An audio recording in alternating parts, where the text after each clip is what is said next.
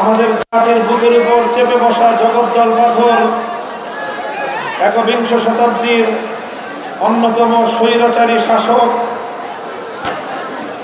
যুগের নব্য ফেরাউন জালিম শাহী শেখ হাসিনাকে অপসারণ করে আল্লাহ জাতিকে মুক্ত বাতাসে নিঃশ্বাস গ্রহণ করার সুযোগ করে দিয়েছেন। এই জন্য আল্লাহর দরবারে শুকরগুজারি আদায় করছি। আল্লাহুম্মা লাকাল হামদু ওয়া লাকাশ শুকর।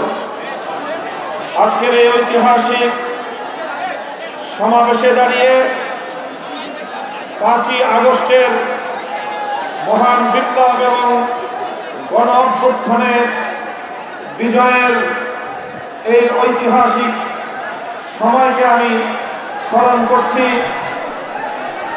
আমি এই বিজয়ের জন্য যে সকল মানুষের ত্যাগ এবং কোরবানি রয়েছে তাদের সকলকে শ্রদ্ধা করে স্মরণ করছি এবং মহান রব্বুল আলামিনের কাছে তাদের উত্তম বিনিময়ে আশা করছি, দোয়া করছি, প্রার্থনা করছি।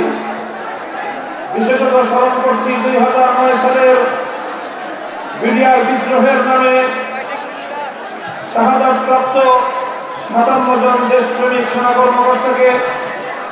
স্মরণ করছি 2013 সালের 5ই মে শাপলা চত্বরে গুলি করে হত্যার শিকার হেফাজতে ইসলাম বাংলাদেশের নবীপ্রেমিক তাওহীদি জনতাকে। স্মরণ করছি বিশ্বনন্দিত মুফাসসিরে কোরআন মাওলানা দেলোয়ার হোসেন সাঈদী রাহিমাহুল্লাহর বিরুদ্ধে ঘোষিত আদালতের নাটক মঞ্চস্থ করা নাটক এক রায়, নাটক মঞ্চস্থ করা সাজানো রায়, মৃত্যুদণ্ডের প্রেক্ষিতে কোরআন প্রেমিক লাখো তাওহীদি জনতার বিক্ষুব্ধ প্রতিবাদে গুলি করে উত্তপ্ত করে তোলা, সেই উত্তাল প্রতিবাদ মিছিলে গুলি করে হত্যা করা হেফাজতে ইসলাম বাংলাদেশের নেতাকর্মীদেরকে।